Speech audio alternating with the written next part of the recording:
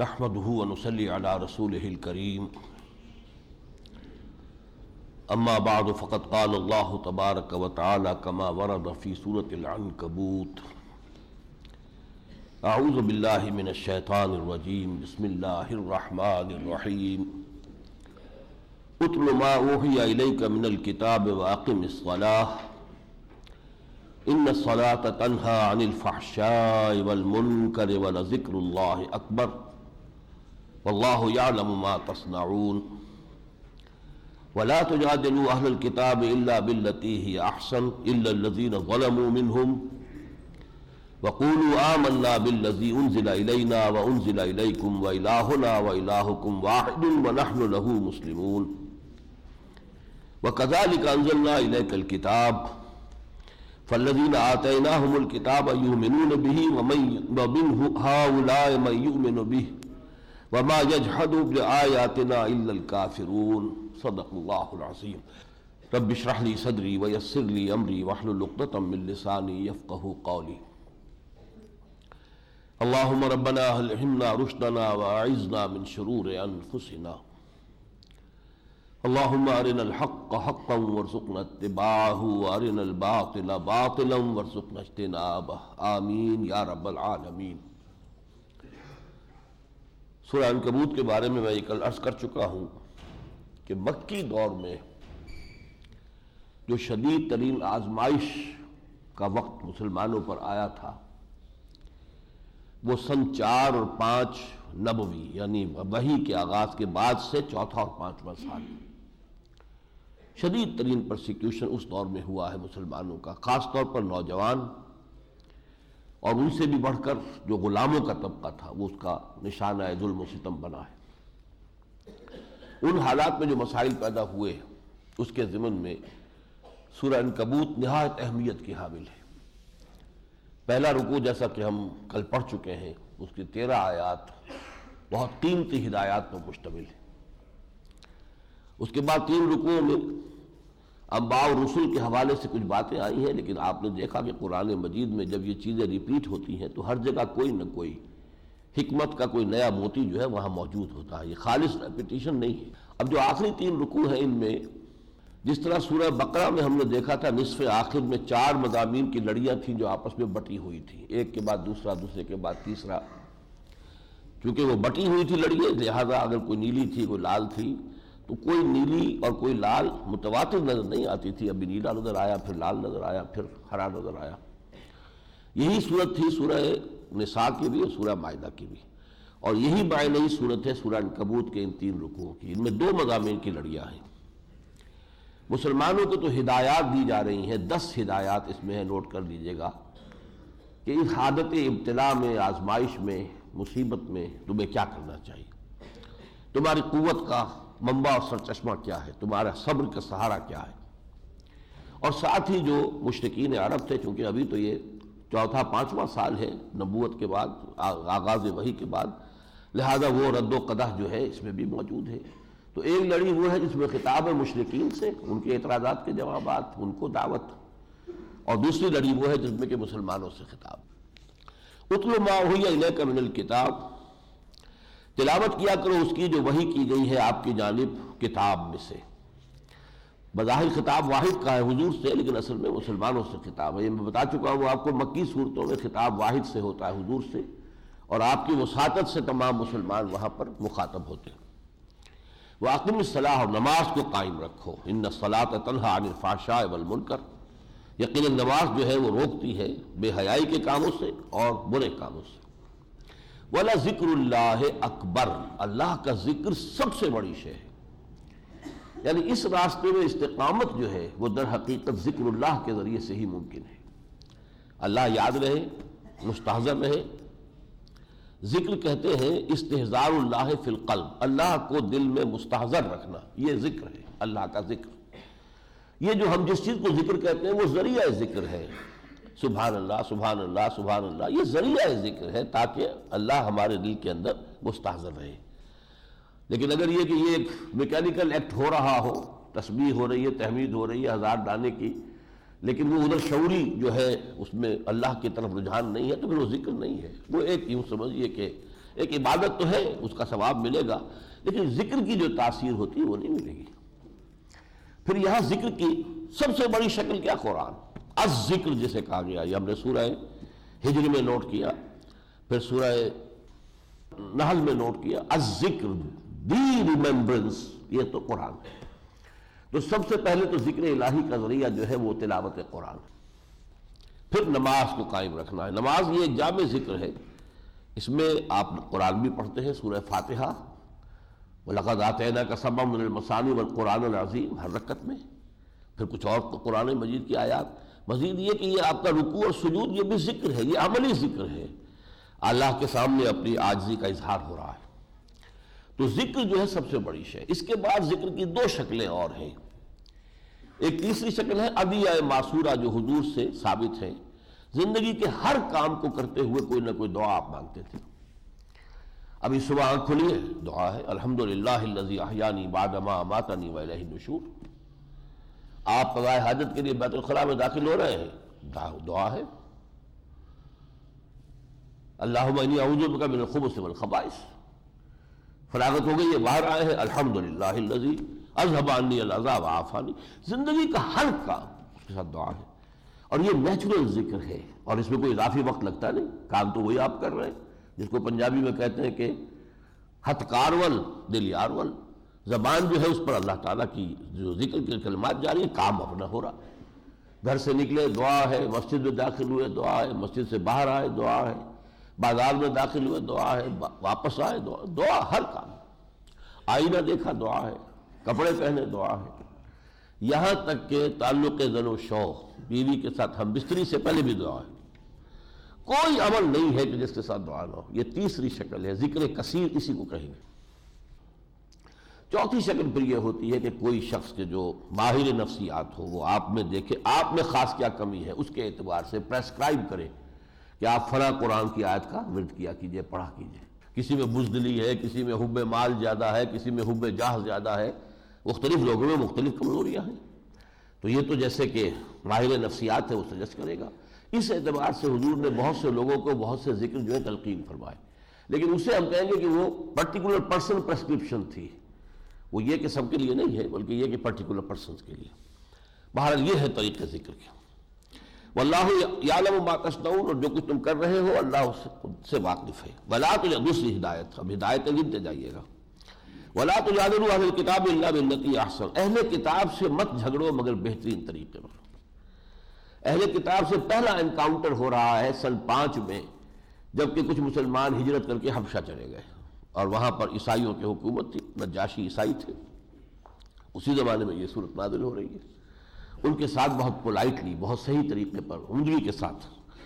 الا الذین ظلموا منہم، سوائے ان کے کہ جو ان میں سے ظالم ہو۔ اب اس الا کے دو معنی ہو سکتے ہیں، یا تو یہ ہے کہ ولا تجادلوا کا حکم ثابت ہو جائے گا، ان سے جھگڑو ہی مت، قالوا سلاما، چھٹی کرو۔ ایک یہ بھی ہو سکتا ہے کہ ان پر ضرورت کے وقت جو ہے، بہرحال جس کو کہتے ہیں to meet them in their own elements, کسی وقت ان کی سطح پر آ کر ترکی میں ترکی جواب دینے کی بھی ضرورت ہوتی ہے، جیسا کہ ہمارے ہاں مناظرے کا فن ہے۔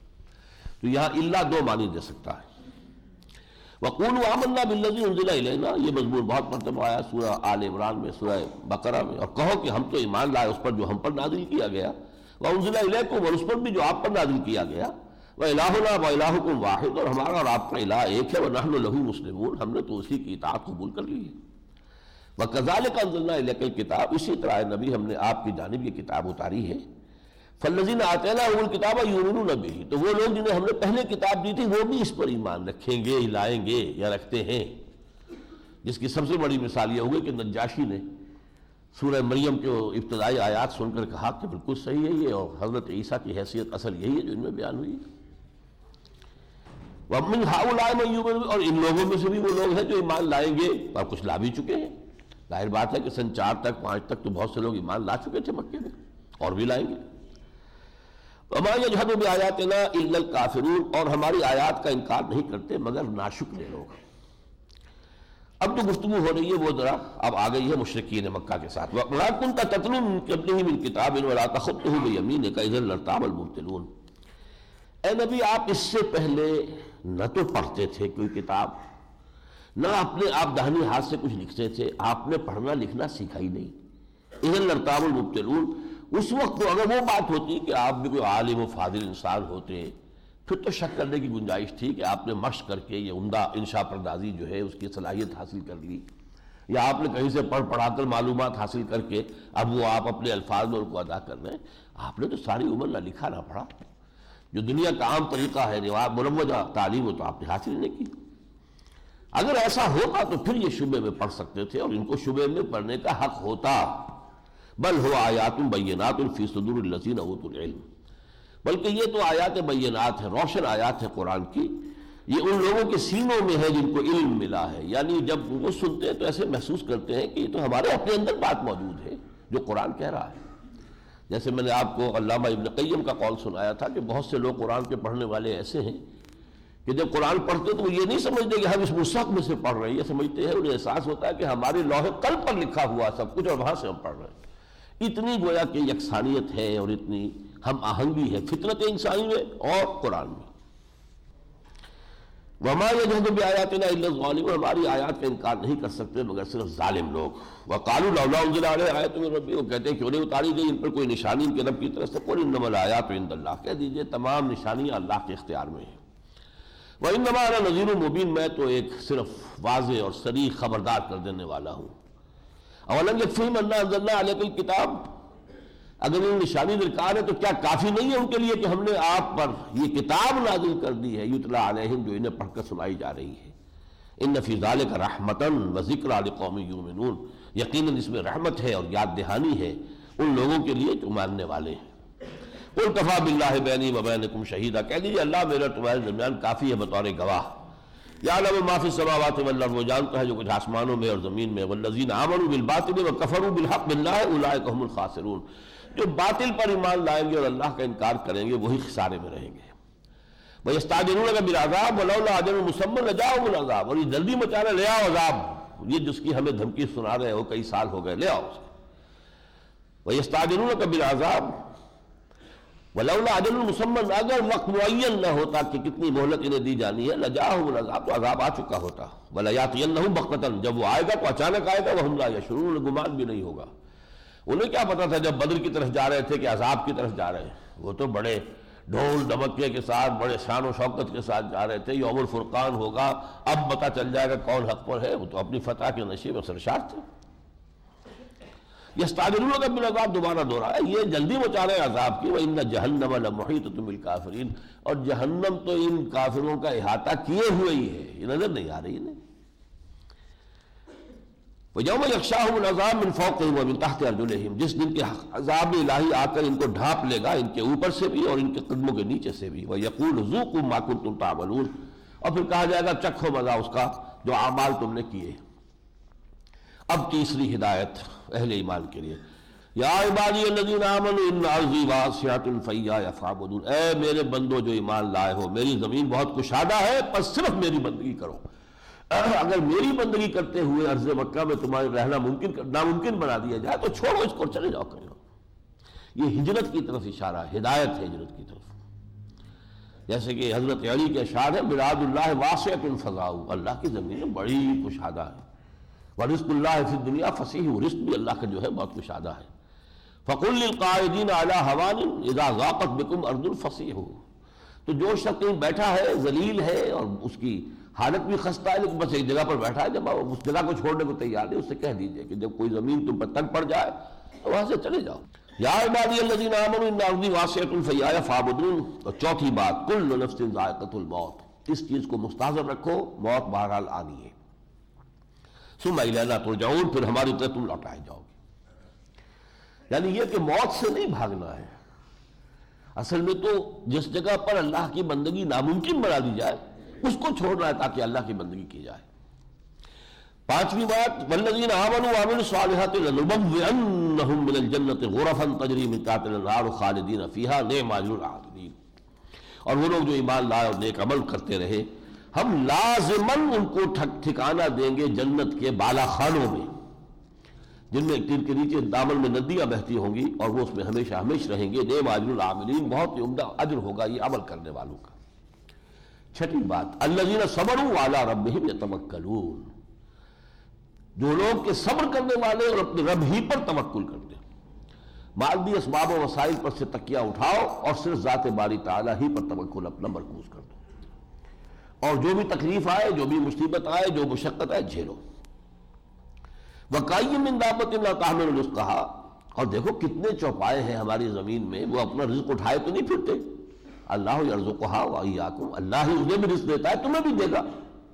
وَهُوَ السَّمِيعُ الْعَلِيمُ، اور وہ سب کچھ سننے والا اور سب کچھ جاننے والا ہے۔ یہ ساتویں بات، یہ کہ آدمی یہ سوچے کہ کیا کھائیں گے، کیا پیئیں گے، کہاں سے بات ہوگی، تو اللہ کے منہ پر اپنے اعتماد کرو، وہ توکل دے گا۔ من یتق اللہ یجعل لہ مخرجا ویرزقہ من حیث لا یحتسب، جو اللہ پر توکل کر لے اور تقویٰ کرے اس کا، تو اس کو اللہ تعالیٰ وہاں سے دیتا ہے جہاں سے اسے گمان تک نہیں ہو سکتا، اللہ تعالیٰ وہاں سے رزق دیتا ہے۔ یہ حضرت عیسیٰ علیہ السلام کا بھی جو وعظ ہے اس میں بہت خوبصورت الفاظ آئے ہیں۔ کیوں فکر کرتے ہو کیا کھاؤ گے، کیا پیو گے؟ کیا تم جنگل کی چڑیوں کو نہیں دیکھتے؟ نہ وہ کھیت میں ہل چلاتی ہیں، نہ بیج ڈالتی ہیں، نہ فصل کاٹتی ہیں، پھر بھی تمہارا رب وہ خالی پیٹ صبح گھر سے نکلتی ہیں، شام کو آسودہ ہو کر آ جاتی ہیں۔ جو تمہارا جو رب ان جنگل کی چڑیوں کو کھلاتا ہے وہ تمہیں نہیں کھلائے گا؟ اور کیوں فکر کرتے ہو کیا پہنو گے؟ تم جنگل کی سوسن کو نہیں دیکھتے کہ وہ نہ کوئی کاٹتی ہے، نہ بنتی ہے، نہ کوئی لباس بناتی ہے، لیکن جیسا خوشنما لباس اس کو اللہ نے عطا کیا ہے، ویسا تو سلیمان بھی ملبس نہ تھا، سلیمان کو بھی وہ لباس میسر نہیں تھا جو اللہ نے ان پھولوں کو لباس عطا کیا ہوا ہے۔ تو جو اس گھاس کو یہ لباس دے رہا ہے، جو آج ہے کل جو ہے جلا دی جائے گی، کیا وہ تمہیں نہیں دے گا؟ لیکن تم توکل نہیں کرتے، تم اللہ پر بھروسہ نہیں کرتے۔ اب یہ پھر وہی بات آ گئی، وَلَئِن سَأَلْتَهُم مَّنْ خَلَقَ السَّمَاوَاتِ وَالْأَرْضَ وَسَخَّرَ الشَّمْسَ وَالْقَمَرَ لَيَقُولُنَّ اللَّهُ فَأَنَّىٰ يُؤْفَكُونَ، اگر آپ ان سے پوچھیں گے کس نے پیدا کیا آسمانوں کو اور زمین کو، اور کون ہے جس نے کہ مسخر کر دیا ہے سورج کو اور چاند کو، لَيَقُولُنَّ اللَّهُ، وہ کہیں گے لازماً اللہ ہی نے کیا ہے، فَأَنَّىٰ يُؤْفَكُونَ، پھر کدھر سے یہ اچک لیے جاتے ہیں؟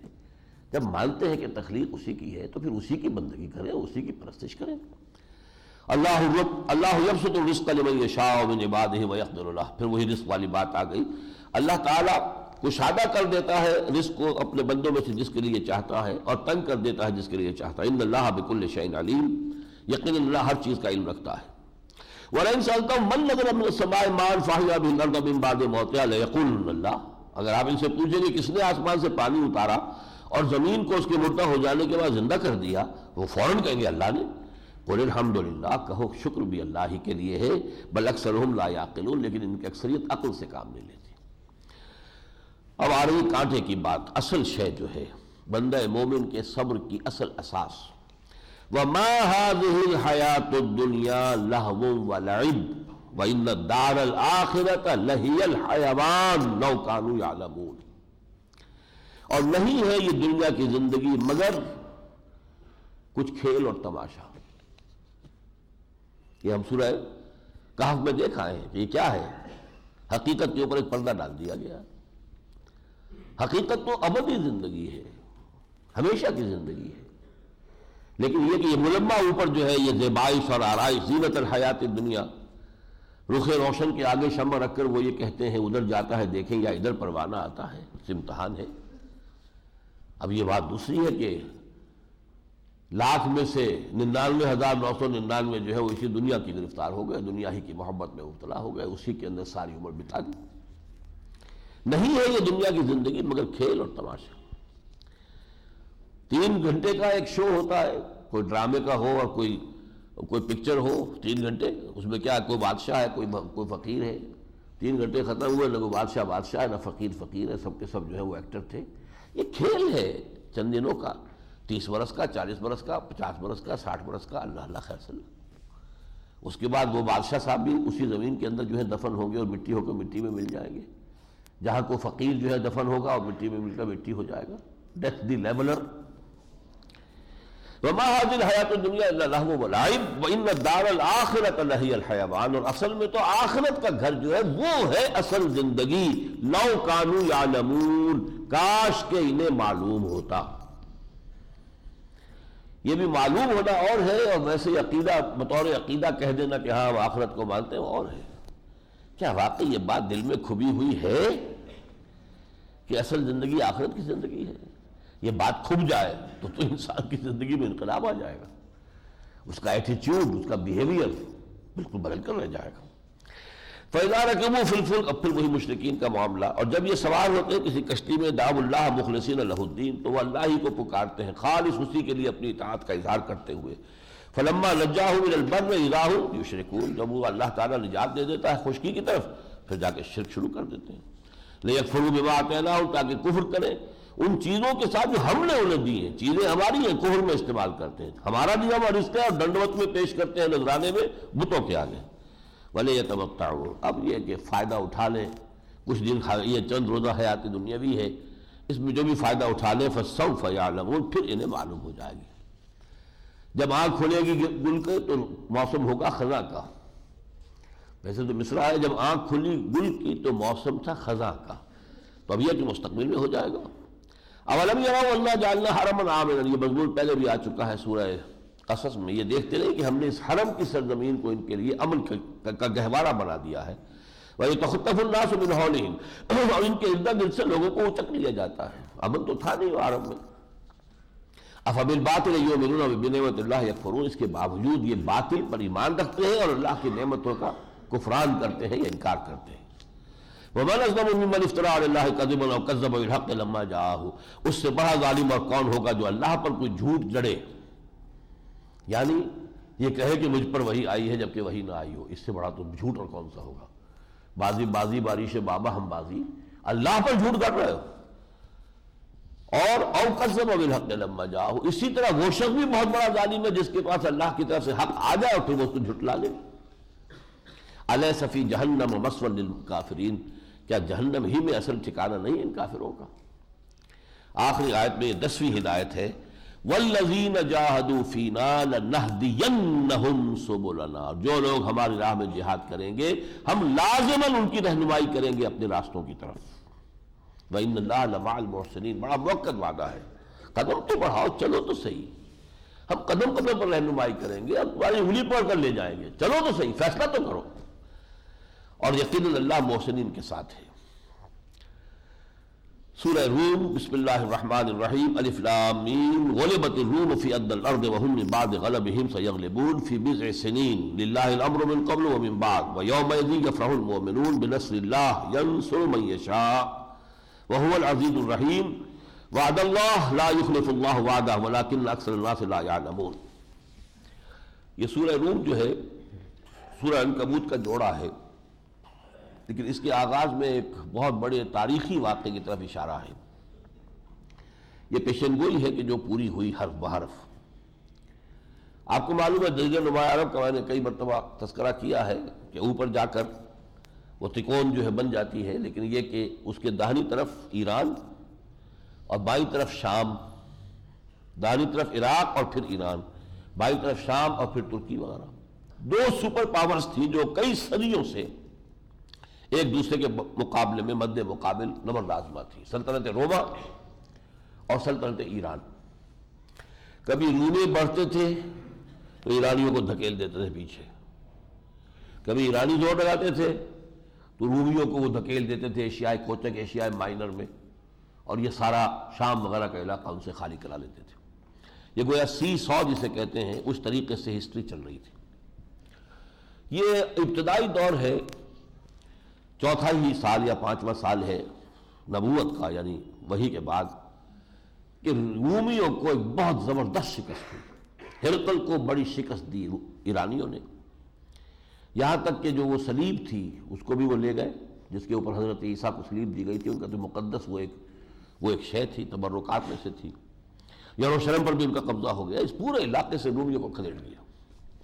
یہ بہت بڑا واقعہ تھا. جتنی بڑی شکست اس وقت ہوئی ہے ہرقل کو، ہیراکلیس، ہی was the emperor of Rome at that time. ہم ہرقل کہتے ہیں، ہیراکلیس اس کا نام ہے. اس پر یہ ہے کہ مکے میں بھی مشرکین مکہ نے بغلیں بجائیں. دیکھو یہ ایرانی تو آتش پرست ہیں، وہ تو ہمارے قریب ہوئے، ہم بتوں کو پوجتے ہیں. اور یہ رومی ہے، عیسیٰ کے ماننے والے عیسائی، یہ تمہارے قریب ہے مسلمانوں، تم عیسیٰ کو مانتے ہو، لہذا دیکھو ہمارے ساتھیوں نے تمہارے ساتھیوں کو شکست دے دی. اور مسلمانوں کو بھی اس پر رنج ہوا، غم ہوا کہ یہ دو سپر پاورز میں سے ایک کھلی مشرک آتش پرست. ایک بار انہوں میں جو بھی خرابیاں آ گئی تھی عقائد وغیرہ کی، لیکن بہرحال ایک امت مسلمہ تو تھے، وہ بگڑی ہوئی امت مسلمہ، حضرت موسیٰ کے، حضرت عیسیٰ کے ماننے والے، تمام انبیاء کے ماننے والے، تورات کے ماننے والے، انجیل کے ماننے والے. اس پر یہ پیشن گوئی آئی ہے الف لام میم غلبت الروم، روم مغلوب ہو گیا فی ادنی الارض، قریب کی سرزمین میں. جزیرہ نما عرب کے سر پر جو ہے یہ تاج کے مانند رکھا ہوا عراق اور شام جو ہے. وَهُمْ مِنْ بَعْدِ غَلَبِهِمْ سَيَغْلِبُونَ، لیکن یہ اپنی اس مغلوبیت کے بعد دوبارہ غالب آ جائیں گے. رومی دوبارہ غالب آئیں گے. فی بضع سنین، 9-10 سال کی مدت میں. بضع کہتے ہیں 10 سے کم تر، چند برسوں میں ایسا ہو جائے گا. اب اس پر دھارس بندی مسلمانوں کی، اور حضرت ابوبکر صدیق نے کسی کافر سے پھر شرط بھی مان لی. شرط ماننا اس وقت تک جو ہے منع نہیں تھا. تو حضور کتنے سال، اس نے تھوڑی مدت کی باقی، حضور نے کہا بضع سنین آیا ہے قرآن میں، اس کا اطلاق 9 تک پر ہو سکتا ہے، تو آپ اپنی شرط اونٹ زیادہ بڑھا دیں لیکن شرط اس کی مدت بڑھا دیں. تو بڑھا دی انہوں نے. للہ الامر من قبل ومن بعد، اللہ کے ہاتھ میں اختیار ہے کل کا کل، پہلے بھی اور بعد میں بھی. وَيَوْمَئِذٍ يَفْرَحُ الْمُؤْمِنُونَ، اس روز اہل ایمان جو ہے وہ بھی بہت خوشیاں منا رہے ہوں گے، اس لیے کہ یہ 9 سال کے بعد جب وہاں پاسا پلٹا ہے تو وہ وہی دن تھا جس دن کے بدر کے میدان میں مسلمانوں کو اللہ نے فتح عظیم عطا کی. تو یہ 2 پیشن گوئیاں ہیں ایک پیشن گوئی میں، ایک نہیں ہے 2 ہیں، کہ اہل ایمان بھی اس روز خوشیاں منا رہے ہوں گے بنصر اللہ، اللہ کی نصرت کی بنیاد پر. ینصر من یشاء، وہ جس کو چاہتا ہے اس کی مدد فرماتا ہے. وہو العزیز الرحیم، اور یقیناً وہ عزیز ہے، زبردست اور رحیم. وعد اللہ، یہ اللہ کا وعدہ ہے، ہو کر رہے گا، اٹل ہے. لا یخلف اللہ وعدہ، اللہ اپنے وعدے کے خلاف نہیں کرتا. ولکن اکثر الناس لا یعلمون، لیکن اکثر لوگ جانتے نہیں ہیں. تو یہ ہے وہ واقعہ روم کا. اور اب نوٹ کیجئے جو آخری زمانے کی جو احادیث آتی ہیں جن کا ذکر میں نے کئی دفعہ کیا ہے، اس میں روم کا تذکرہ بہت آتا ہے. پھر روم، اور اب یہ رومن امپائر دوبارہ تشکیل پاتے ہوئے ہم اپنی آنکھوں سے دیکھ رہے ہیں. یہ یورو کرنسی جو ہے، اگر آپ BBC وغیرہ دیکھتے ہیں، بار بار کہا جا رہا ہے کہ اتنے 100 سال کے بعد رومن امپائر کے خاتمے کے بعد پہلی مرتبہ یہ پھر ایک کرنسی جو ہے پورے اس علاقے کی بن رہی ہے. یہ گویا کہ دوبارہ جو ہے احیاء ہو رہا ہے رومن امپائر کا، اور اسی کے ساتھ بہت بڑی ٹکر ہوگی مسلمانوں کی. یعلمون ظاہر من الحیات الدنیا، یہ لوگ دنیا کی زندگی کے بھی صرف ظاہر کو سے واقف ہیں. وہم عن الآخرۃ ہم غافلون، اور آخرت سے تو سرے سے ہی غافل ہیں. دنیا کی زندگی کا ظاہر بھی کیا ہے؟ ایک امتحانی وقفہ ہے. یہ اصل حقیقت تو یہ ہے کہ یہ امتحانی وقفہ ہے، لیکن ہم اس کی چمک دمک ہی سے متاثر ہو جاتے ہیں. اللہ دے کر بھی کبھی آزماتا ہے، کبھی چھین کر آزماتا ہے. اولم یتفکروا فی انفسہم ما خلق اللہ السماوات والارض وما بینہما بالحق، کیا انہوں نے کبھی اپنے اندر غور نہیں کیا؟ اللہ تعالیٰ نے آسمانوں اور زمین کو نہیں پیدا کیا ہے اور ان کے مابین جو کچھ ہے مگر حق کے ساتھ، وَأَجَلٍ مُّسَمًّى، اور ایک وقت معین کے لیے. سائنس کے میدان میں کچھ عرصے پہلے تک یہ خیال عام تھا کہ this universe is eternal, matter is indestructible, کائنات ہمیشہ قائم رہے گی. اب تصور بدل گیا ہے. It is going to end, یہ ہم نہیں کہہ سکتے ابھی کتنے عرصے کے بعد، لیکن یہ کہ یہ اٹرنل نہیں ہے، یہ ختم ہوگی. اجل مسمى، قرآن کہتا ہے ایک وقت معین تک کے لیے. وَإِنَّ كَثِيرًا مِّنَ النَّاسِ بِلِقَاءِ رَبِّهِمْ لَكَافِرُونَ، اور یقیناً لوگوں میں سے بہت سے ہیں جو اپنے رب کے ساتھ ملاقات کا انکار کرتے ہیں. اولم یسیروا فی الارض فینظروا کیف کان عاقبۃ الذین من قبلہم، تو کیا انہوں نے زمین میں سفر نہیں کیے کہ یہ دیکھتے کہ کیسا انجام ہوا جو ان سے پہلے تھے ان کا. کانوا اشد منہم قوۃ واثاروا الارض وعمروها، وہ ان سے کہیں بڑھ کر تھے طاقت میں، اور انہوں نے آباد کیا تھا زمین کو اور اس کے اندر ہل چلائے تھے. اکثر مما عمروها، ان سے کہیں زیادہ بڑھ کر. جاءتهم رسلهم بالبینات، ان کے پاس بھی ان کے رسول آئے واضح نشانی اور دعوت کے ساتھ. فما كان الله ليظلمهم ولكن كانوا انفسهم يظلمون، تو اللہ ان پر ظلم کرنے والا نہیں تھا بلکہ خود انہوں نے اپنی جانوں پر ظلم اٹھایا. ثم كان عاقبۃ الذين اساءوا السوء ان كذبوا بآيات اللہ، پھر انجام ہوا ان لوگوں کا جنہوں نے بری روش اختیار کی تو برا انجام ہوا کہ انہوں نے جھٹلایا اللہ کی آیات کو. وكانوا بها يستهزئون، اور وہ ان کا استہزاء کرتے رہے. اب اس کے بعد جو مکی صورتوں کے عام مضامین ہیں انہی کی جو ایک دوبارہ آ رہی ہے یہاں پہ، میں اس کو چھوڑ رہا ہوں ایک رکوع کو. اب تیسرا رکوع لیجیے. یہاں میں خاص طور پر اس لیے پڑھ رہا ہوں اس تیسرے رکوع کو، ورنہ اس میں بھی مضامین وہی ہے، لیکن اس میں آیات ہی کی جو تکرار ہوئی ہے. جیسے کل ہم نے دیکھا تھا سورۃ النمل میں الہ مع اللہ، اسی طریقے سے ہر جگہ پر ایک خاص ایک اسلوب نیا ہے. فرمایا وَمِنْ آیَاتِهِ أَنْ خَلَقَكُم مِّن تُرَابٍ ثُمَّ إِذَا أَنْتُمْ بَشَرٌ تَنْتَشِرُونَ. اللہ کی آیات میں سے یہ بھی ہے اے لوگوں کہ اس نے تمہیں مٹی سے بنایا، اب تم انسان بن گئے ہو اور چلتے پھرتے ہو زمین میں. وَمِنْ آیَاتِهِ أَنْ خَلَقَ لَكُم مِّنْ أَنفُسِكُمْ أَزْوَاجًا، اور یہ اس کی نشانیوں میں سے ہے کہ اس نے تمہاری نوع ہی سے تمہاری بیویاں بنائیں، لِتَسْكُنُوا إِلَيْهَا، تاکہ تم سکون حاصل کرو ان کے ذریعے. وَجَعَلَ بَيْنَكُم مَّوَدَّةً وَرَحْمَةً، اور تمہارے مابین مودت اور رحمت پیدا کر دی. دو بالکل اجنبی، ہمارے ہاں تو ارینج میرجز ہوتی ہیں، کوئی پہلے سے کوئی نہ دیکھا والا کچھ بھی نہیں، لیکن یہ کہ اللہ تعالیٰ ان کے مابین کیسی محبت پیدا کر دیتا ہے. ان فی ذلک لآیات لقوم یتفکرون، اس میں آیتیں ہیں، نشانیاں ہیں ان لوگوں کے لیے جو غور و فکر سے کام لیں.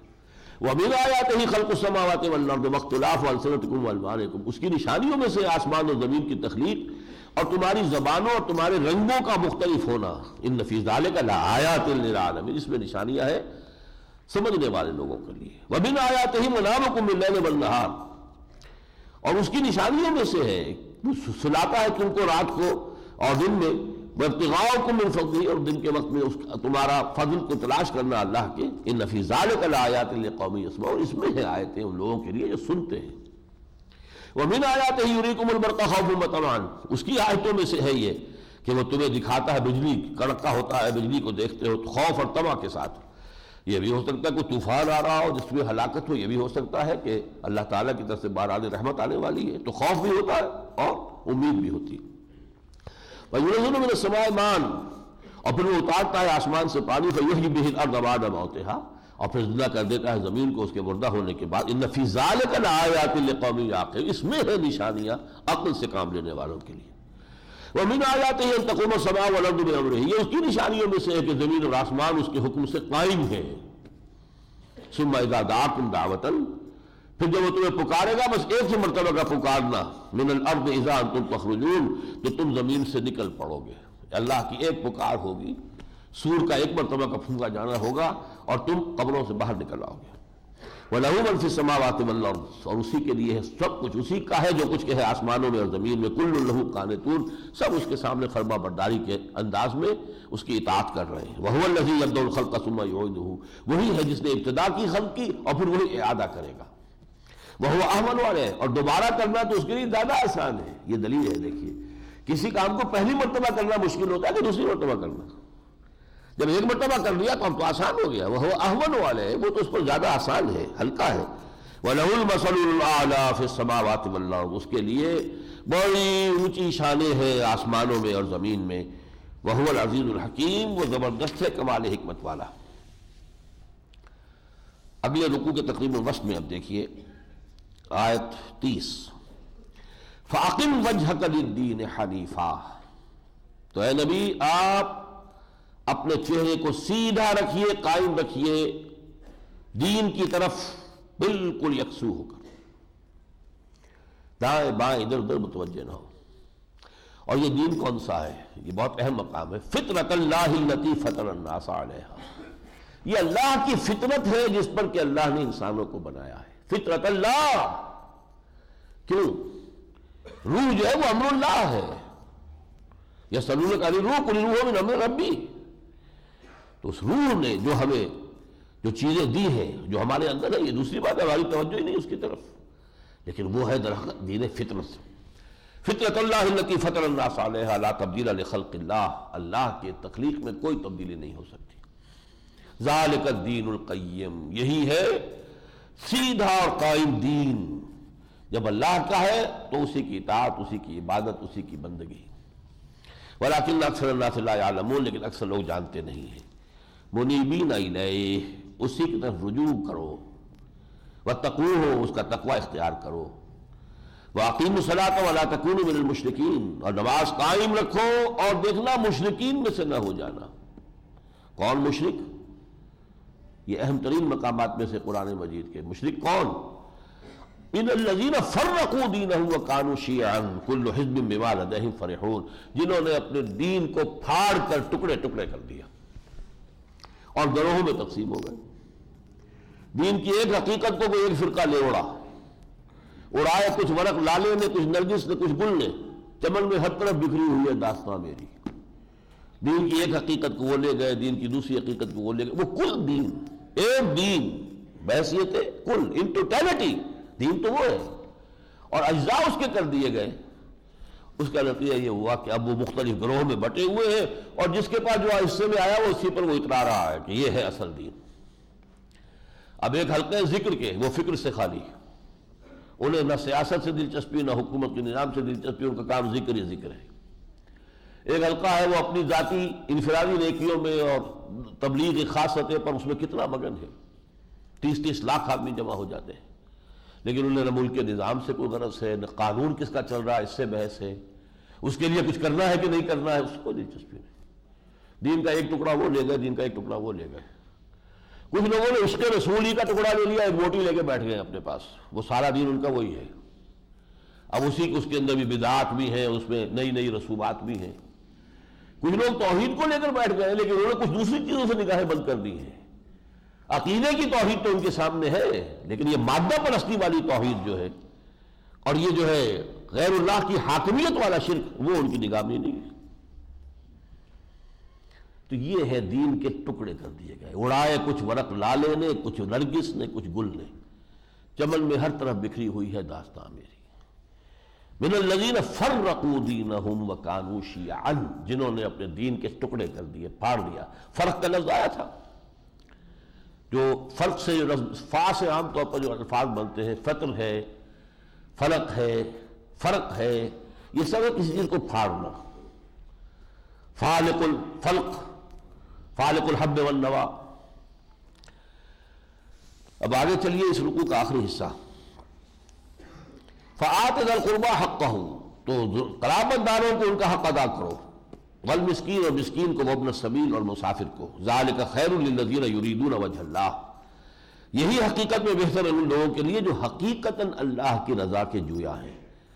یریدون وجہ اللہ، اللہ کے چہرے کے امیدوار ہیں، یعنی اس کی رضا کے، کہ اللہ ہم سے راضی ہو جائے۔ وَأُولَٰئِکَ هُمُ الْمُفْلِحُونَ، اور یہی لوگ ہیں جو فلاح پانے والے۔ اب یہ ایک آیت آ رہی ہے جو مکی قرآن میں سود کی شناخت اور سود کی مذمت کے اوپر بڑی اہم آیت ہے، ورنہ اصل معاملات تو پھر آئے ہیں مدنی صورتوں میں، سورہ بقرہ میں وہ آیات ہم پڑھ چکے ہیں۔ وَمَا آتَيْتُم مِّن رِبًا لِيَرْبُوَ فِي أَمْوَالِ النَّاسِ، جو تم دیتے ہو سود پر کہ وہ بڑھے لوگوں کے مال میں، فَلَا يَرْبُو عِندَ اللَّهِ، وہ اللہ کے نزدیک نہیں بڑھتا۔ وَمَا آتَيْتُم مِّن زَکَاةٍ، اور جو تم دیتے ہو زکوٰۃ اور صدقہ، تُرِیدُونَ وَجْهَ اللَّهِ، جس سے کہ تم چاہتے ہو کہ اللہ راضی ہو جائے، فَأُولَٰئِکَ هُمُ الْمُضْعِفُونَ، تو وہ لوگ ہیں کہ جو دونے چوگنے کر لیتے ہیں اپنے پیسوں کے، ان کو جو کچھ اللہ کے ہاں جا کر ملے گا وہ تو بہت گنا ہوگا، وہ بڑھا ہوا ہوگا۔ یعنی اصل میں قرآن مجید سود کو صدقات کے مقابلے میں لاتا ہے۔ اس کی وجہ کیا ہے؟ دیکھیے سارا فلسفہ جو بینکنگ کا چلتا ہے، سیو سیو سیو سیو کرو، سیو کرو، سیو کرو، سیو کر کے کیا کرو، ہمیں دے دو اور ہم آپ کو سود دیں گے، سیونگ بینک۔ قرآن کہتا ہے جو سیو کر لیا ہے یہ تو ہے ہی مساکین کا حصہ ہے، تمہاری ضرورت سے زائد ہے، بجائے اس کے کہ اس کو تم مزید کمانے کے لیے لگاؤ، دو غربا کو، یتامہ کو، مساکین کو، اللہ کے دین کو دے دو۔ وہ سرپلس ہے تمہارے پاس، وہ سرپلس اس لیے نہیں ہے کہ اس کو مزید کمانے کا ذریعہ بناؤ، بلکہ وہ سرپلس اس لیے کہ اس سے اللہ تعالیٰ کی رضا حاصل کرو۔ تو صدقات، اور یہی وہاں پر بھی سورہ بقرہ کے اس رکوع میں بھی اور 30ویں رکوع میں سارا فلسفہ یہی آیا ہے، یمحق اللہ الربا ویربی الصدقات، وہاں پر بھی دونوں الفاظ بالمقابل آئے ہیں۔ اللہ تعالیٰ مٹا دیتا ہے سود کو۔ سود کے ذریعے سے جو معیشت بنتی ہے اس میں ان امپلائمنٹ ریٹ بڑھتا چلا جائے گا، انفلیشن بڑھتی چلی جائے گی۔ جیسے جیسے ان امپلائمنٹ بڑھے گی، انفلیشن بڑھے گی، بینک انٹرسٹ کا ریٹ بھی بڑھتا چلا جائے گا۔ ایسا وشیس سرکل ہے، ادھر سے بینک انٹرسٹ کا ریٹ بڑھے گا، ادھر سے ان امپلائمنٹ بڑھے گی۔ اس لیے کہ ظاہر بات ہے جب لوگوں کو پیسے وہاں رکھ کر مل رہا ہے، وہ خامخواہ رسک لے کاروبار کریں بیٹھ کر، کہے کے لیے کاروبار کم کریں گے تو لوگوں کے لیے امپلائمنٹ کہاں سے آئے گی؟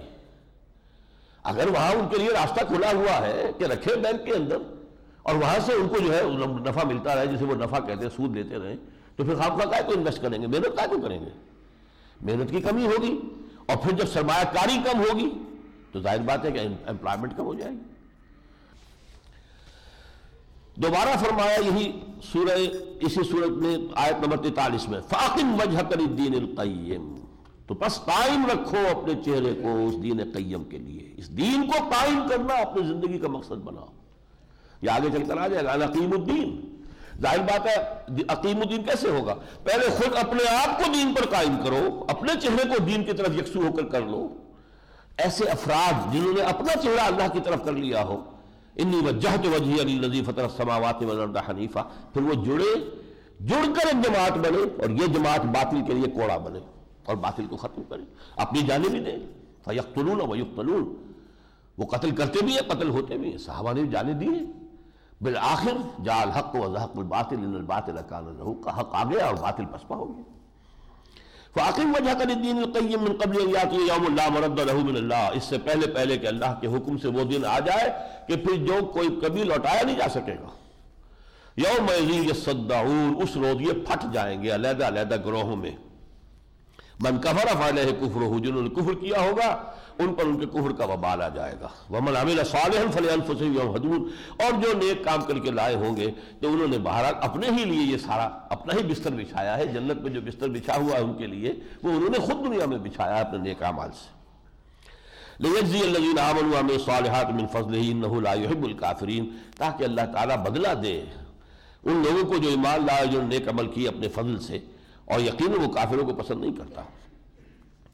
آیت 47، وَلَقَدْ أَرْسَلْنَا مِن قَبْلِكَ رُسُلًا إِلَىٰ قَوْمِهِمْ، اس سے پہلے بھی ہم نے، اے نبی آپ سے پہلے بھی ہم نے بہت سے رسول بھیجے ہیں ان کی قوموں کی طرف، فَجَاءُهُم بِالْبَيِّنَاتِ، وہ آئے ان کے پاس واضح تعلیمات کے ساتھ، فَانْتَقَمْنَا مِنَ الَّذِينَ أَجْرَمُوا، پھر ہم نے انتقام لیا ان لوگوں سے جنہوں نے کہ جرم کی روش اختیار کی۔ وَكَانَ حَقًّا عَلَيْنَا نَصْرُ الْمُؤْمِنِينَ، اور یہ تو ہم پر واجب تھا کہ ہم اہل ایمان کی مدد کرتے۔ یہ اللہ کا وعدہ ہے رسولوں کے ساتھ، کتب اللہ لأغلبن انا ورسلی، اللہ نے فیصلہ کر دیا میں اور میرے رسول غالب آ کر رہیں گے۔ آگے چلیے آیت 52، فإنک لا تسمع الموتى، اے نبی آپ نہیں سنا سکتے ان مردوں کو، ان کی روحیں مر چکی ہیں، اب یہ چلتے پھرتے مقبرے ہیں۔ تو یہ مردہ کیوں کہتا ہے قرآن نے؟ ابو جہل مردہ تھا؟ نہیں تو زندہ تھا، لیکن اس کے اندر کا انسان مر چکا تھا، اس کا جو روحانی وجود تھا وہ مر چکا تھا۔ تو اے نبی آپ ان مردوں کو نہیں سنا سکتے، اپنے آپ کو ہلکان نہ کیجئے، ولا تسمعوا الصم الدعاء، اور نہ ہی آپ بہروں کو سنا سکتے اپنی پکار، اذا ولوا مدبرین، جبکہ وہ پیٹھ موڑ کر بھی چل دیں۔ بہرا آدمی ہو، چلیے آپ کو دیکھ رہا ہے تو آپ کچھ اشاروں سے سمجھا لیں گے، بہرا بھی ہے کم وقت تو پیٹھ موڑ کر چل بھی دیا، تو اب آپ کیا کریں گے؟ اس کا کیا سمجھائیں گے اور کیا اس تک وہ بات پہنچائیں گے؟ وما انت بہادی العمی عن ضلالتہم، اور آپ ان اندھوں کو ان کی گمراہی سے نکال کر ہدایت میں نہیں لا سکتے۔ ان تسمعوا الا من یؤمن بآیاتنا، آپ سنا سکتے ہیں انہی کو جو ہماری آیات پر ایمان لائے۔ فہم مسلمون، اور یقیناً وہی ہے کہ جو پھر سر تسلیم خم کرتے ہیں۔ وَلَقَدْ ضَرَبْنَا لِلنَّاسِ فِي هَذَا الْقُرْآنِ مِنْ كُلِّ مَثَلٍ، ہم نے تو اس قرآن میں لوگوں کی ہدایت کے لیے ہر طرح کی مثالیں بیان کر دی۔ وَلَئِنْ جِئْتَهُمْ بِآیَةٍ، اور اگر نبی جیسے کہ یہ کہہ رہے ہیں اور آپ کے دل میں بھی خیال آتا ہے کبھی کوئی معجزہ دکھائی دیا جائے تو کیا حرج ہے؟ وَلَئِنْ جِئْتَهُمْ بِآیَةٍ، اگر آپ وہ معجزہ ان کو دکھا بھی دیں گے، لَيَقُولَنَّ الَّذِينَ كَفَرُوا إِنْ أَنْتُمْ إِلَّا مُبْطِلُونَ، تو یہ کہیں گے یہ کافر لوگ کہ یہ تو تم نے کوئی بات بنا لی ہے، گھڑ لی ہے، جھوٹ بنایا ہوا ہے، یہ تم نے ہماری نظر بندی کر دی ہے، یہ تو کچھ تھا، حقیقت نہیں ہے۔ كَذَلِكَ يَطْبَعُ اللَّهُ عَلَىٰ قُلُوبِ الَّذِينَ لَا يَعْلَمُونَ، اسی طرح اللہ تعالیٰ مہر لگا دیا کرتا ہے ان لوگوں کے دلوں پر کہ جو علم سے خالی ہوتے ہیں۔ فَاصْبِرْ، بس اے نبی صبر کیجئے، ان وعد اللہ حق، اللہ کا وعدہ سچا ہے۔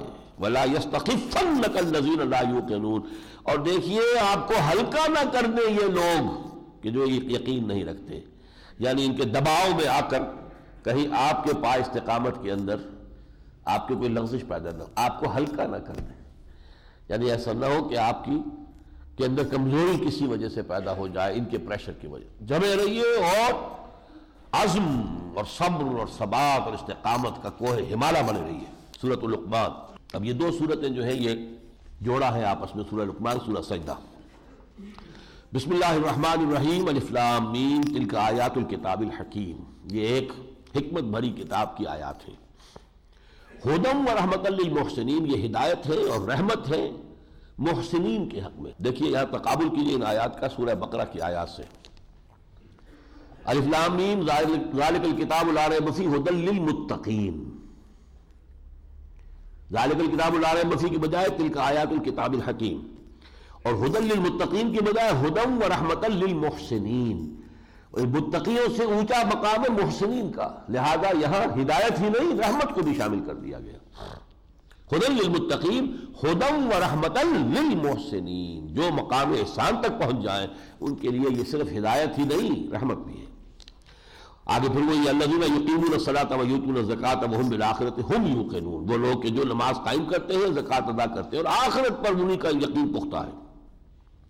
اولئک علی ھدی من ربہم واولئک ھم المفلحون، یہی وہ لوگ ہیں جو اپنے رب کی جانب سے ہدایت پر ہیں اور یہی لوگ ہیں جو فلاح پانے والے۔ یہ آیات جو کہ تو ہے سورہ بقرہ کے اندر۔ ومن الناس من یشتری لہو الحدیث لیضل عن سبیل اللہ بغیر علم، ایک شخص تھا نضر بن حارث مکے کا، اور وہ بہت شدید مخالفین میں سے تھا، ہاکس میں سے، ابو جہل کے ساتھیوں میں سے۔ اس نے جب دیکھا کہ لوگوں کے اندر ایک ذوق پیدا ہو رہا ہے قرآن کو سننے کا، روایات سے معلوم ہوتا ہے ایک بدبخت خود بھی جا کے چھپ چھپ کر سنتے تھے۔ ابو جہل راتوں کو چھپ کر حضور جب پڑھتے تھے کھڑا ہو کر سنتا تھا، لذت محسوس ہوتی تھی، کلام میں وہ مٹھاس ہے، تو یہ کرتے تھے۔ انہوں نے جب دیکھا لوگوں کے اندر قرآن مجید کو سننے کی طرف رغبت پیدا ہو رہی ہے تو وہ جا کر شام سے ایسی کچھ لڑکیاں لے آیا کہ جو گانے بجانے کا معاملہ کرتی تھی، تاکہ یہ محفلیں ہم ان کے لوگوں کے لیے جو ہے وہ بنا دیں، جیسے آج ہو رہا ہے پوری دنیا کے اندر۔ یہ کھیلوں کا معاملہ اور اخبارات میں چھایا ہوا ہے، ٹی وی پر چھایا ہوا ہے، معلوم ہوتا ہے شاید زندگی، انسانی زندگی کی اہم ترین چیز یہ کھیل ہے، یہ کرکٹ ہے اور یہ ہاکی ہے اور یہ فلاں ہے اور یہ فلاں ہے، معلوم ہوتا ہے زندگی کا شاید سب سے بڑا اور اہم ترین معاملہ یہی، یہ سب کیا ہے؟ تاکہ لوگ اصل حقیقتوں، جب تک نہ زندگی کے حقائق پہ ہو نظر، تیرا زجاج ہو نہ سکے گا حریف سنگ، حقائق سے دور رکھو انہیں، یا تو جانوروں کی طرح محنت کرو ان سے صبح سے لے کے شام تک، بس جانوروں کی طرح لگے رہیں، اور پھر جو ان کو ملے وہ اڑا دیں، عیاشی کی عادت ڈالو اور ان چیزوں میں مصروف رکھو، حقائق پر کبھی سنجیدگی کے ساتھ متوجہ ہونے کا موقع نہ ملے۔ بالکل وہی بات ہے۔ وَمِنَ النَّاسِ مَن یشتری لہو الحدیث لیضل عن سبیل اللہ بغیر علم، تاکہ گمراہ کرے لوگوں کے راستے سے بغیر علم کے، وَيَتَّخِذَهَا ہُزُوًا، اور اللہ کے جو راستے کو تو انہوں نے ہنسی ٹھٹا بنا دیا ہے۔ اولئک لہم عذاب مہین، یقیناً ان کے لیے بہت اہانت آمیز عذاب ہے۔ اس سورہ مبارکہ کے دوسرے رکوع میں پورا کا پورا رکوع جو ہے وہ حضرت لقمان کے ذکر پر، ان کی نصائح پر مشتمل ہے۔ یہ حضرت لقمان کون تھے؟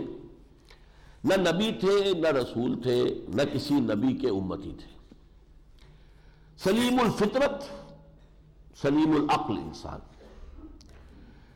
پیشے کے اعتبار سے بڑھئی، نسلاً حبشی، نوبیا کے رہنے والے تھے۔ یہ حبشہ اور سوڈان اور مصر کی سرحد پر ایک علاقہ ہے نوبیا، لیکن نہایت سلجھا ہوا ذہن اور فطرت سلیمہ کی روشنی میں عقل سلیم سے کام لے کر دین کے جو بنیادی حقائق ہیں، ایمانی حقائق، ان تک وہ خود پہنچ گئے تھے۔ اسی کا پھر انہوں نے اپنے انتقال کے وقت اپنے بیٹے سے بطور وصیت، دولت مند آدمی وصیت کرتا ہے دولت کے بارے میں، فلاں فلاں جگہ ہے، فلاں سے لینا ہے، فلاں سے کو دینا ہے، اور ایک حکیم اور دانا انسان کی تو جو وصیت جو ہوتی ہے وہ پھر اپنی اس حکمت ساری زندگی کے غور و فکر کا نچوڑ یہ ہے، اس وقت وہ منتقل کرتا ہے، جیسے کہ شیخ عبد القادر جیلانی کی وصایا بہت مشہور ہیں۔ وَلَقَدْ آتَيْنَا لُقْمَانَ الْحِكْمَةَ أَنِ اشْكُرْ لِلَّهِ، ہم نے لقمان کو حکمت عطا کی تھی کہ کر شکر اللہ کا۔ وَمَنْ يَشْكُرْ فَإِنَّمَا يَشْكُرُ لِنَفْسِهِ، جو کوئی شکر کرتا ہے تو وہ اپنے بھلے کے لیے کرتا ہے۔ وَمَنْ كَفَرَ فَإِنَّ اللَّهَ غَنِيٌّ حَمِيدٌ، جو کفران نعمت سے کام لیتا ہے، ناقدری کرتا ہے، ناشکری کرتا ہے، تو اللہ بے نیاز ہے، حمید ہے، اپنی ذات میں خود محمود ہے، اسے کسی حمد کی بھی ضرورت نہیں۔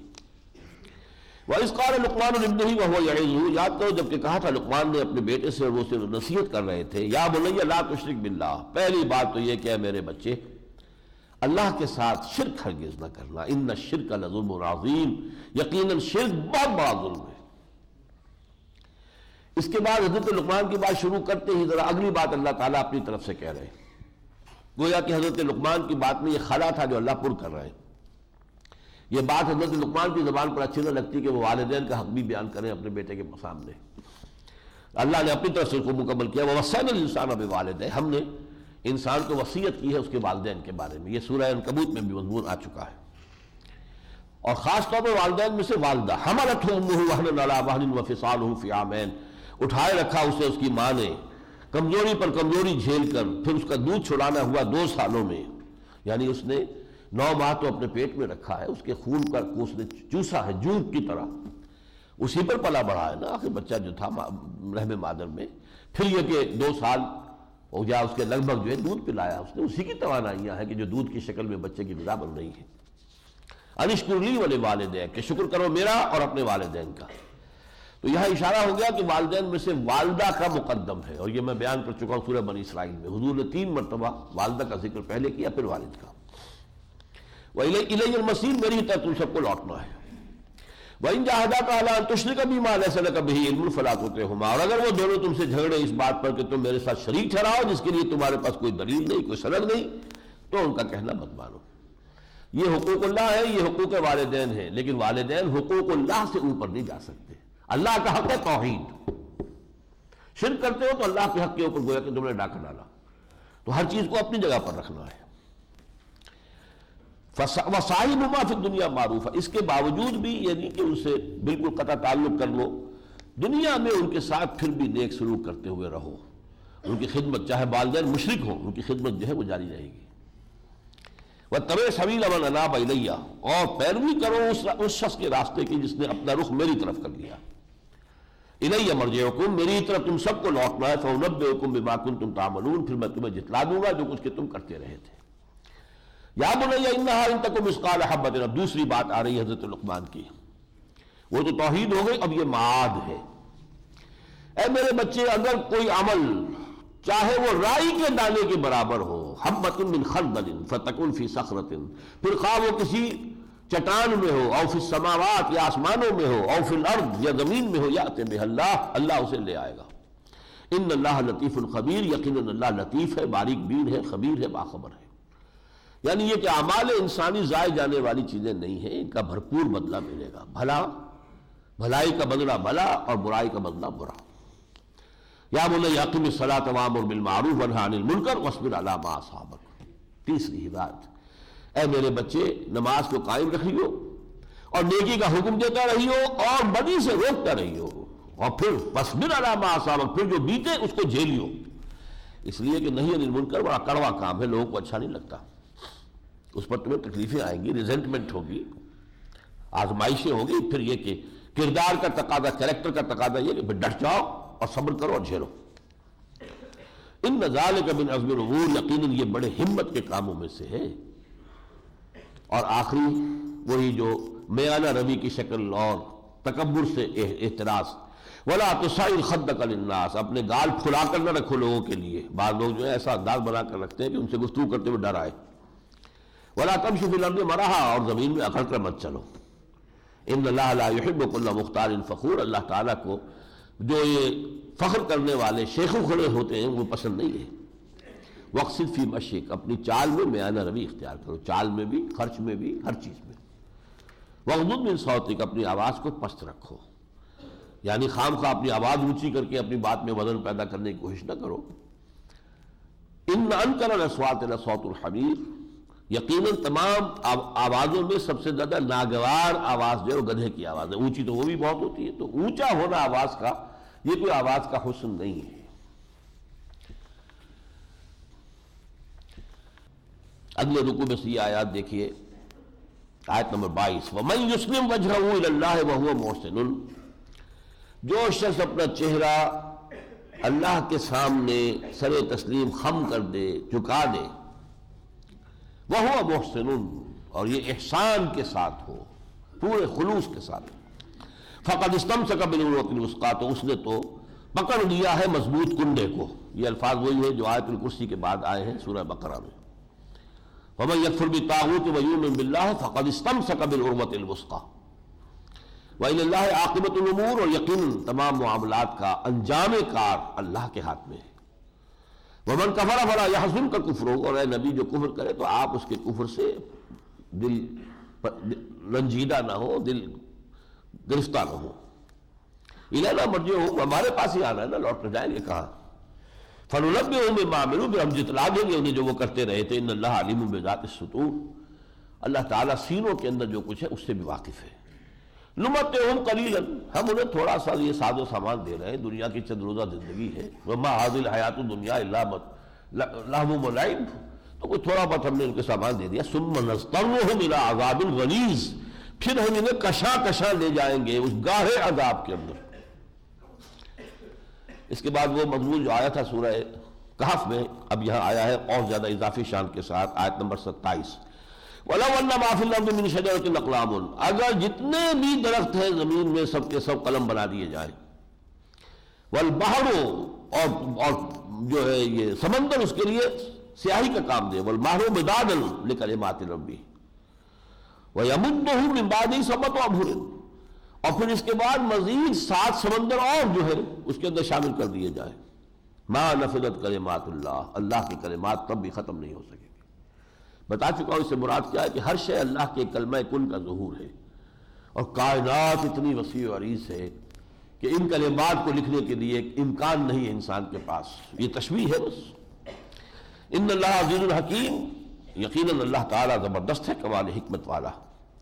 ما خلقکم ولا بعثکم الا کنفس واحدہ، تمہارا پیدا کرنا پھر تمہارا دوبارہ اٹھا لینا اللہ کے لیے ایسی جیسے ایک جان کا پیدا کر دینا اور ایک جان کا اٹھا لینا۔ یعنی ایک طرف اللہ کی تخلیق میں وسعت و عظمت کو دیکھو، اور ایک طرف یسر و سہولت کو، جیسے ایک انسان کو پیدا کیا ایسے پوری 9 انسان کو پیدا کر دیا۔ آخری آیات جو ہیں اس کی وہ اہم ہے بعض پہلوؤں سے۔ یا ایھا الناس اتقوا ربکم، اے لوگوں اللہ کا تقوی اختیار کرو۔